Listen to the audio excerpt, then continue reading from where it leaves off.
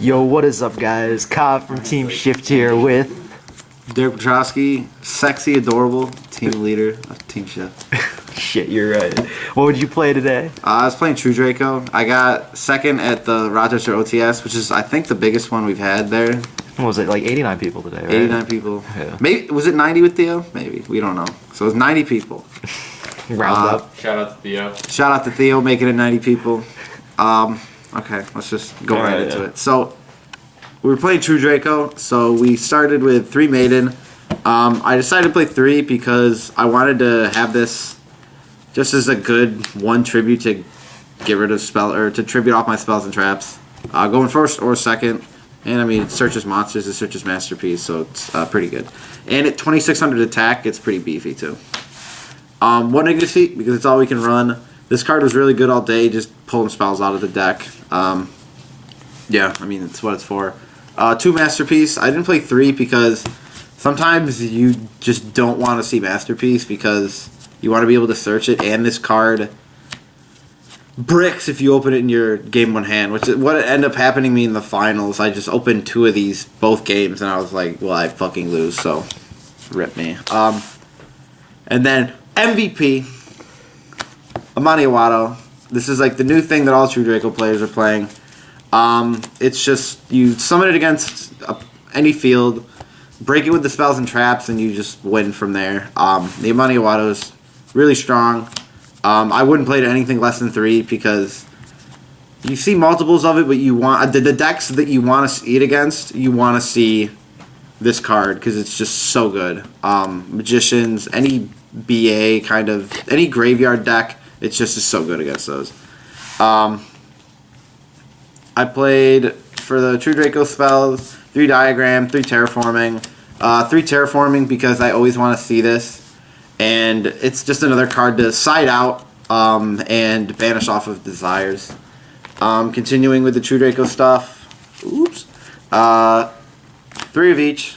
Not super rares because they stack and you don't want to see this card. Heritage you want to see, so you play Ultras even though there's no other rarity to it. Heritage is broken. I played 3 mirror matches today and just being like, destroy your board, activate Heritage, draw for 3. I did that twice against 1 person, and I mean, if you just draw 3 into like anything real after blowing up their board, there's literally no way they can come back. Even if they demise, there's just you're at such a huge advantage at that point. And then continuing for the draw stuff, we have 3 carded Demise, obviously, 3 pot of Duality, because we wanted to dig for our monos and stuff like that. 2 pot of Desires. I only played 2 because you don't really want to banish stuff. But you want to have the extra cards. I usually would only activate this if I was like really behind. I would never be like, ooh, pot of Desires for extra cards, because at that point, like if I'm already winning, there's no point in me just banishing cards that I could potentially banish, like a return and stuff that I actually want to see to like progress my game. 1 Upstart Goblin. Shout out to Hoban. You might love her. Regeki. So this is kind of weird. I played this because other people were playing more like anti-spells and stuff, but I decided to play Regeki just because going second, you wanted to just summon a mono, Regeki a board, and just feel great about yourself, which I did twice today against. I did against a Paleo player, and I almost creamed my undies doing it. So, I thought it was just a great card to play. Instead of Stormforth, which, like, sure, you tribute over guys or whatever, but Regeki's, like, just blow up a field. For traps, 3 Apocalypse. This card's great. Just destroy other face-up stuff, have your opponent's attack. Doing it in the damage stuff is filthy because, like, they attack and they're like, wow, I'm going to kill something for once, and then you just Apocalypse and don't. Return, if I could play more, I would. This card's broken. And then to finish off the traps, Warning Judgment.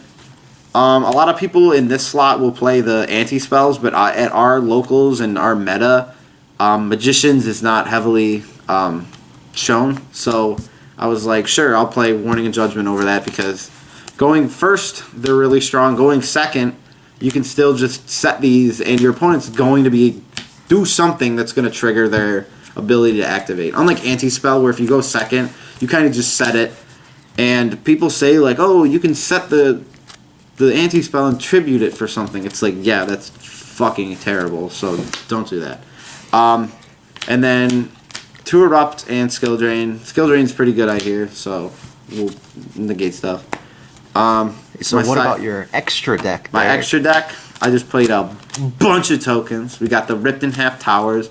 We got the Hippowdons, best card in the game. We got the Head Judge token, the Hoban tokens, and then the Grizzly Bears. And then the Field Center. So yeah, no extra deck, obviously, because of the Erupt. Side deck was pretty neat. So we played Sphere Mode. This was for Pendulums. I didn't see a single one all day, and this card never came in. I probably still wouldn't take it out because at any other meta tournament, like a YCS or anything, you would be playing a lot more Pendulums, and this would be very good there. So I'd probably keep it in still. I played 3 Ash, 3 Ogre. I needed the Ogres because I heard that there were a bunch of FTK players coming, which they ended up just scrubbing out because that deck sucks. The Ashes, I went in almost against every deck going second. Yeah, I mean, it's just such a good card. Negates like 80% of the cards in the game. So, Dark Hole. This is just for the mirror match essentially because you could break other boards, but if your opponent makes a monster trap masterpiece, it's almost like you actually can't get over it without Regeki or Dark Hole or Stormforth. So, or like weird things that people are playing. So I put these in to just do that if they ever made that point. But he summoned it, and I was like, "There's no way that I'm gonna draw those," so I just scoop. 3 evenly matched. This card's really strong, just to banish opponent's whole field.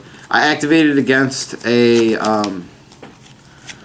Paleo player today, and in the mirror match, and I mean, this card's a blowout. If they don't have anything to negate it, and they are playing a deck that just makes a big board, it's super strong. I actually didn't get evenly matched once, or I got evenly matched twice.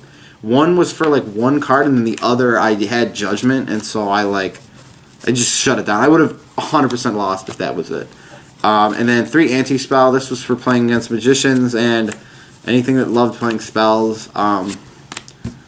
This card very underperformed today, but that was because there were like hardly any magicians there, and so I mean, I'll obviously keep it in, but playing it in the side was definitely the right choice. Maybe playing 2, I don't know, but this card today just did not do what I wanted it to do, and I guess just because the lack of magicians. All right. So is there anything that you think you would change about this list? Any cards that you felt like underperformed hugely in the main deck? Anything you would consider playing in the side deck instead? I might change up this. I mean, the side deck's always going to be changing. I think the main deck was actually really strong. I didn't like. If I was at like a bigger tournament, I would have thought about maining the anti-spells, but I don't like cards that only are really good going first. Like you have Judgment and Warning that are good going second too. Like, I mean, not really good going second. Like you want to see them going first, but like anti-spell, if you set it and then flip it, like your opponent's already set their scales, they've already done stuff, and they can play around it so easily. So I don't know. Maining anti-spell just seems so bad, unless like Pendulums were tier 0. So my matchups today, I played round 1. I played against Mech Knight, and I didn't really play against that deck enough, and so I realized I don't have to do anything against that deck. So like I made a big board, and he like broke it game 1, and I was like, fuck, I was like, that was so shitty. And then I realized, I'm like, wait, this deck does nothing. So I just drew past, and then ended up beating him twice that way. So I won. Match 1. Second match I played against True Draco Mirror. Played against 3 True Draco Mirrors in a row. So I played True Draco Mirror. The guy was making terrible plays. Like he was diagramming spells out of his hand and stuff. It was just not what you would want to do. And then next one I played against one of my friends playing True Draco, who didn't really understand the mirror match. I mean, he understood it, but the mirror match is really funky. So like, I had him go first. He made a board, and then I just broke it and drew 3 off Heritage like you're supposed to. And then he made me go first, and I just drew and passed. So it's very difficult to play around. or like figure out what you're supposed to do. Next one, I played another mirror match, and that game was a lot harder. I lost game 1, but in game 2 and 3, I did the exact same shit where I would just like draw pass, and then I almost OTK'd him, but I didn't. I drew an Ash instead of a monster, but keeping the Ash in my hand actually won me because he broke my board and tried to heritage for 3, but I ashed it, and so he ended with essentially nothing because he was like tributing stuff off to like kill things and like break my board, but like he wasn't gaining any advantage off of it. So I ashed that, and then I drew an ogre, and I ogred his Ignis Heat, and then just attacked for game. So it was filthy. And then I played against another Mechanite player. What was that? 4 rounds? How many rounds were there in Swiss? 7? What the fuck did I play?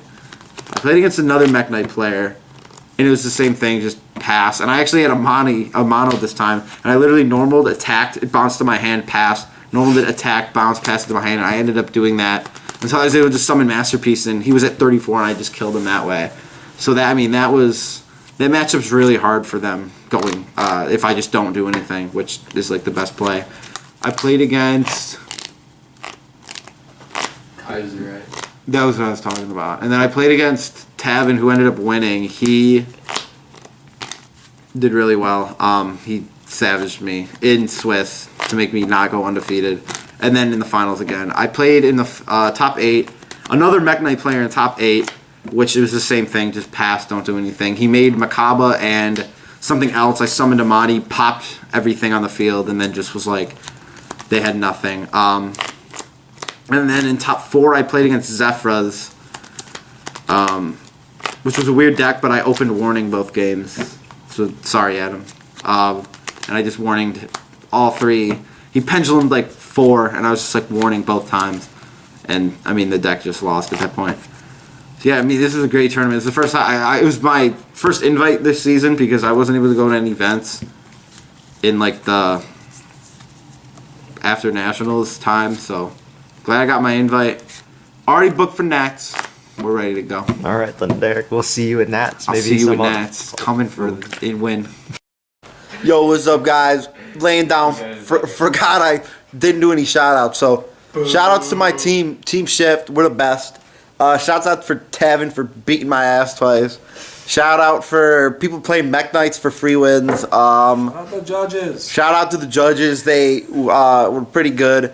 And shout out to my boys in the True Draco Kings group chat. You the real boys. You taught me how to play the mirror match. And I almost 2-0'd all of them except for the one that